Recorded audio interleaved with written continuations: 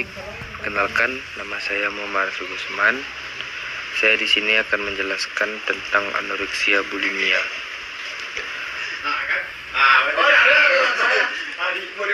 Bulimia itu orang yang gemar makan dalam porsi banyak dalam satu waktu. Tetapi setelah mereka memakannya, mereka akan melakukan purging alias mengeluarkan kembali makanan tersebut dengan berbagai cara. Yang kedua, anoreksia. Anoreksia seseorang yang makan dengan porsi sangat sedikit karena mereka sangat khawatir akan kenaikan berat badannya. Selanjutnya, di sini ada 3 jenis gangguan makanan yang paling umum, yaitu anoreksia, bulimia, sama binge eating disorder.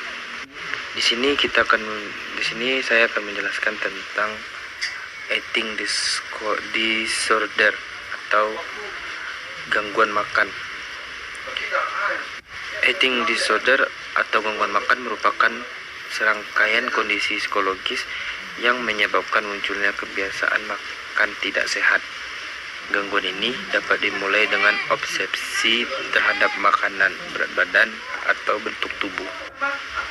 Eating disorder memiliki 3 bagian. Yang pertama, anoreksia.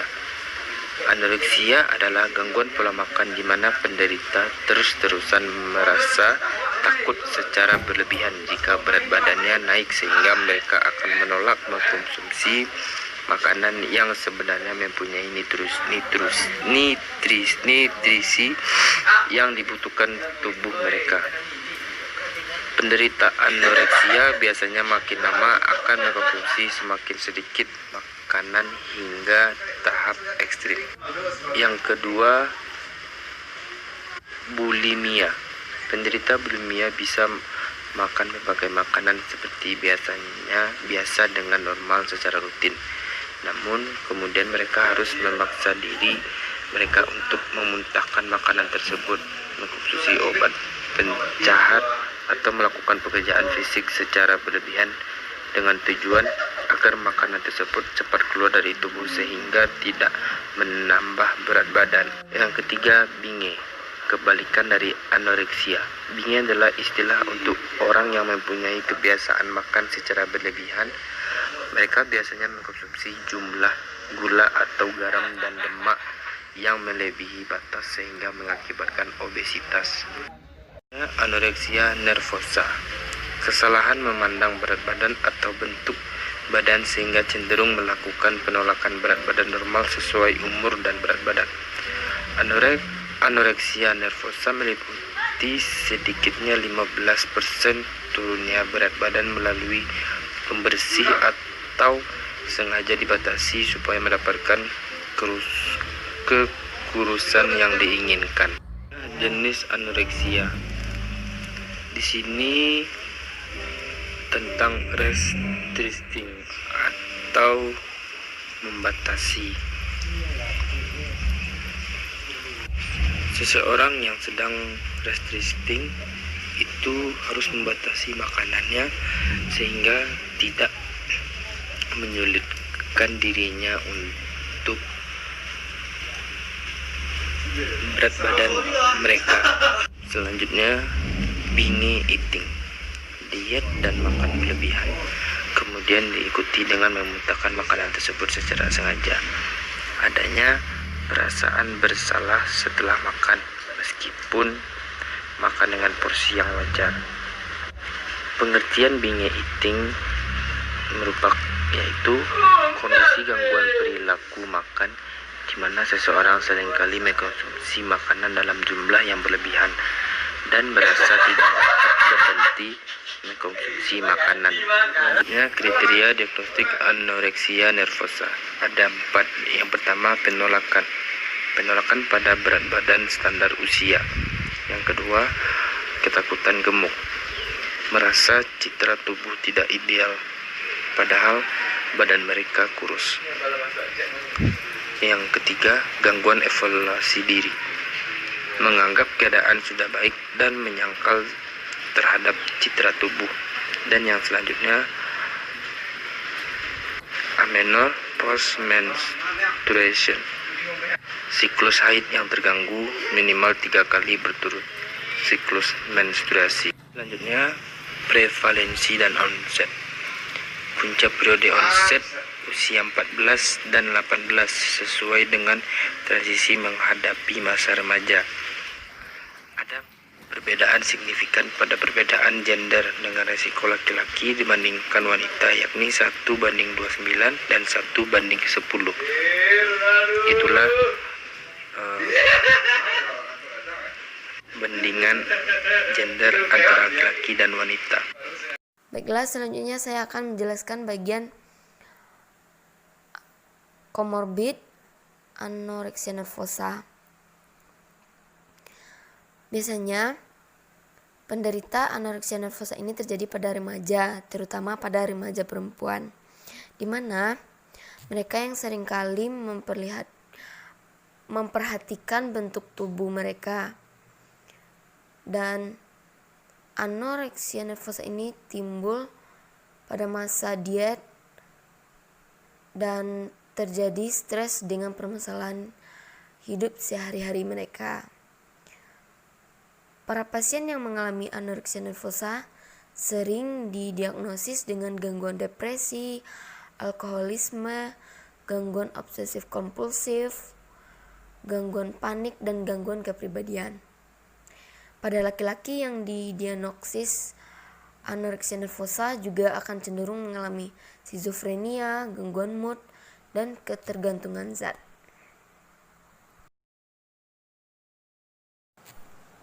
Selanjutnya, etiologi anoreksia nervosa. Yang pertama itu pada konteks biologis. Konteks biologis ini ada 3. Yang pertama itu ada genetik. Genetik ini adalah faktor keturunan, di mana keturunan atau keluarga yang memiliki masalah dengan anoreksia nervosa. Yang kedua ini ada neurokimia. Yang ketiga ada studi pencitraan otak. Yang kedua itu adalah konteks kepribadian. Seorang yang memiliki tipe kepribadian tertentu atau kerentanan umum terhadap gangguan jiwa atau kerentanan genetik mungkin secara langsung mencakup disfungsi hipotalamus. Yang ketiga ada konteks kognitif. Yang keempat ada konteks keluarga. Yang pertama itu ada keterlibatan. Terdapatnya keterlibatan keluarga terhadap anoreksia nervosa. Yang kedua itu protektif. Yang ketiga kekuatan. Yang keempat kurangnya resolusi konflik. Dan yang terakhir itu ada konteks budaya. Konteks budaya misalnya memiliki tubuh yang bagus karena adanya pengaruh budaya yang membuat seseorang melakukan anoreksia nervosa.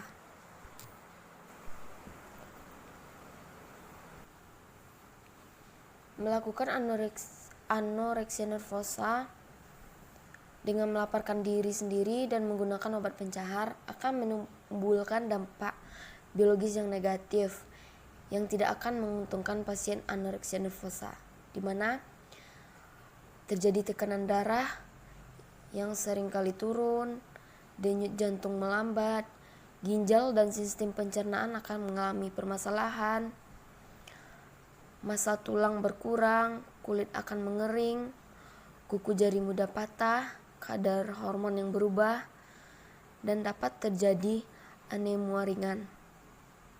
Bahkan pada beberapa pasien sering mengalami kerontokan rambut dan dapat memiliki lanugo, yaitu bulu-bulu lembut dan halus di tubuh mereka. Ini merupakan struktur tubuh yang mengalami anoreksia nervosa atau efek dari anoreksia nervosa, di mana terdapat masalah di otak, darah, hati, kulit, ginjal,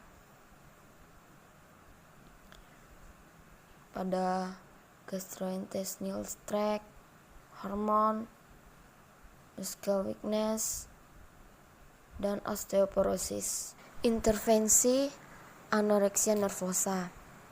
Intervensi anoreksia nervosa ada dua. Yang pertama secara biologis dan yang kedua secara psikologis.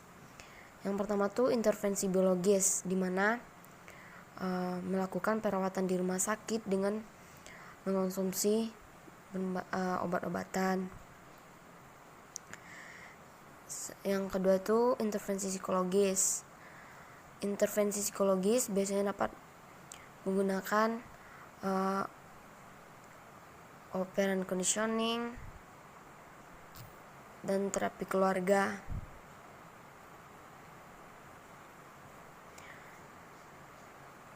Terapi keluarga ini digunakan untuk mengatasi konflik yang menjadi faktor pemicu tingkah laku anoreksia. Terapi keluarga ini sangat membantu para orang tua yang anorektik agar tidak menurunkan sikap dan tingkah laku mereka pada anak-anaknya. Terapi keluarga dapat bermanfaat bagi keluarga dari klien yang berusia kurang dari 18 tahun. Keluarga yang menunjukkan enmeshment, terapi keluarga juga berguna untuk membantu anggota keluarga menjadi partisipan yang efektif dalam terapi klien. Selain operant conditioning dan terapi keluarga, juga dapat dilakukan CBT atau cognitive behavior therapy, di mana untuk mengubah pemikiran dan perasaan mengenai tubuh dan tingkah laku terhadap makanan, namun tidak membahas kenapa pemikiran dan perasaan itu timbul. Juga bisa menggunakan terapi psikodinamik, dilakukan untuk menggali penyebab emosional yang memicu tingkah laku anoreksia. Biasanya terapi ini lebih lama dibandingkan dengan CBT. Dan terapi interpersonal, terapi jangka pendek yang membantu penderita anoreksia mendefinisikan masalah dalam berhubungan. Pasien mungkin akan diminta untuk melihat kembali sejarah keluarga dengan tujuan untuk mengenali bidang-bidang masalah dan cara mengatasinya. Oke, baik, selanjutnya saya akan bahas tentang bulimia nervosa. Bulimia nervosa adalah suatu sindrom yang ditandai oleh serangan berulang perilaku makan yang berlebihan dan preokupasi berlebihan perihal berat badannya, sehingga pasien menggunakan cara yang sangat ketat untuk mengurangi efek menggemukkan dari makanannya. Ini menurut PPDGJ 3. Definisi lain dari bulimia nervosa adalah suatu gangguan makan yang memiliki karakteristik makanan berlebihan yang berulang diikuti oleh pembangkitan keinginan untuk memuntahkannya, diikuti oleh perhatian yang berlebihan terhadap berat badan dan bentuk tubuhnya.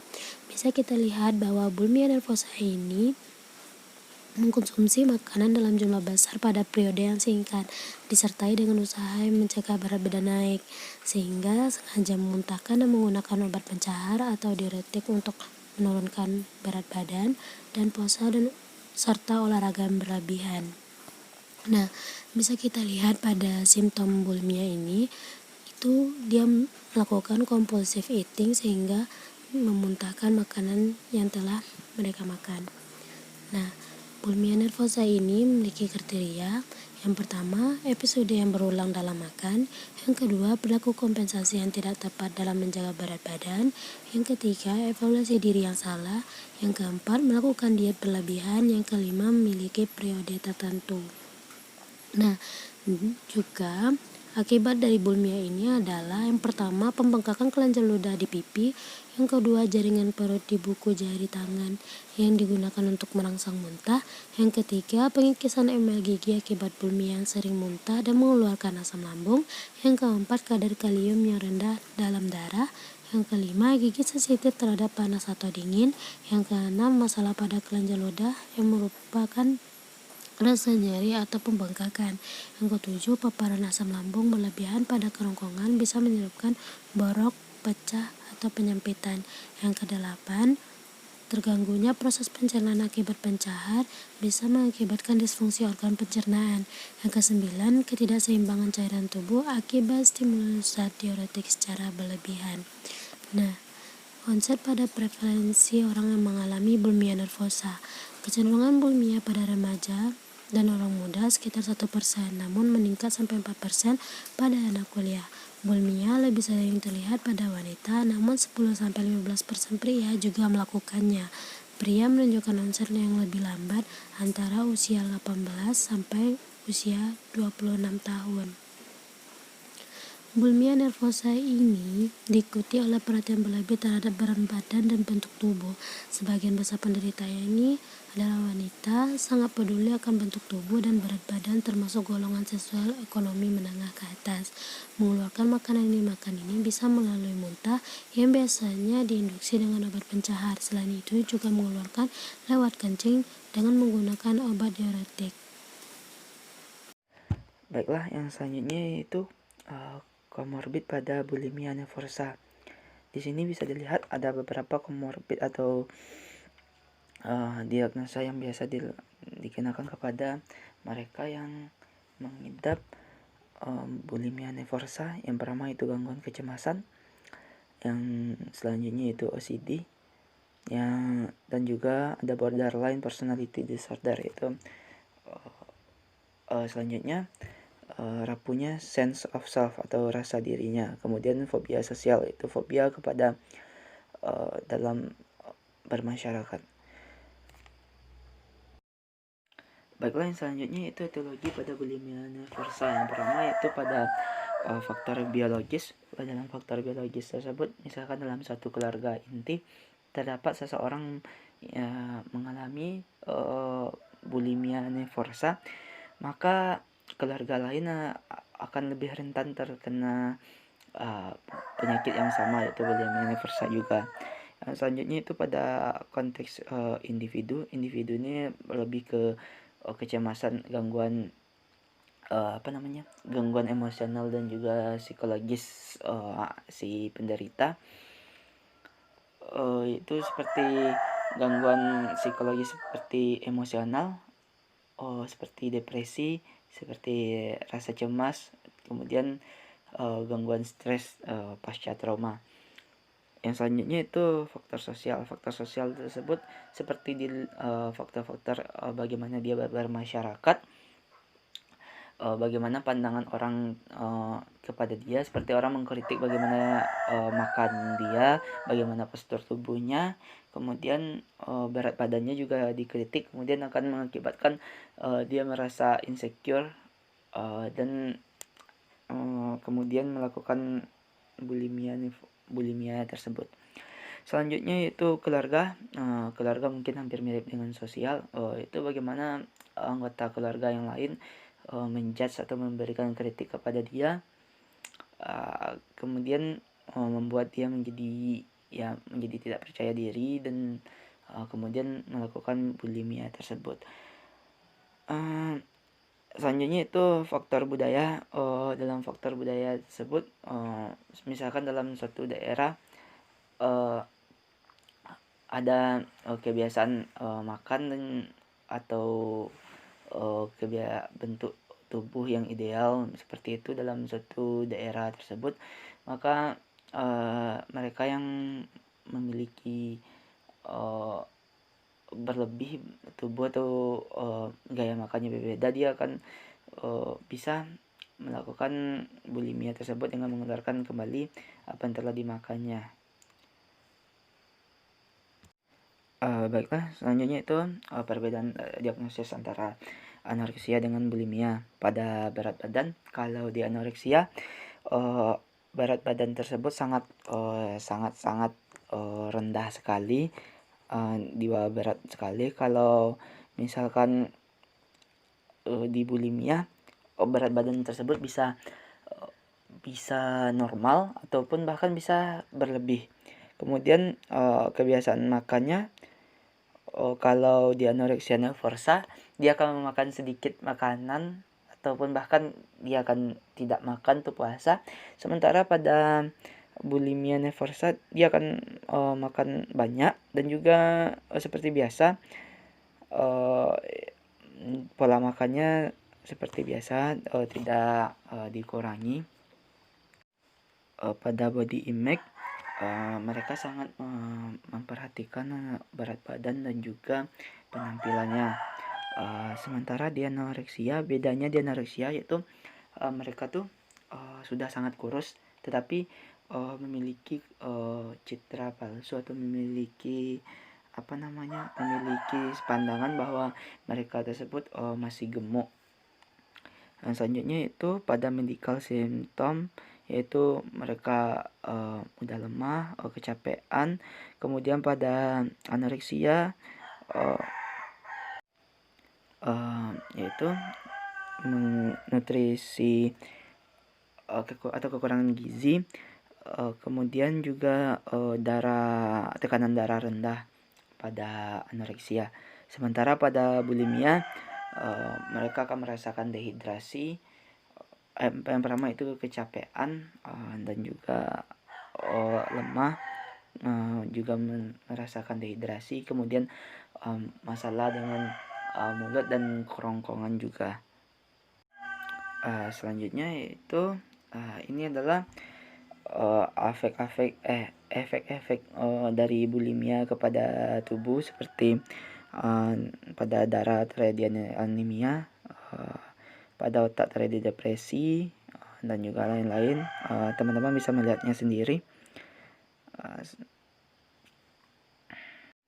Dan ini adalah risiko kepada mereka yang telah lanjut usia untuk jika mereka mengalami bulimia nervosa. Yang pertama itu masalah pada hati. Yang selanjutnya itu hormon disruption atau gangguan hormon. Yang selanjutnya itu masalah dengan sistem pencernaan. Kemudian tulangnya akan menjadi lemah dan mudah patah. Kemudian electrolyte abnormalities atau kelainan pada elektrolit orang tersebut. Baiklah, mungkin sekian presentasi dari kelompok kami. Kalau ada salah, mohon maaf. Mungkin sekian dari saya. Saya akan menutup dengan baca Assalamualaikum warahmatullahi wabarakatuh.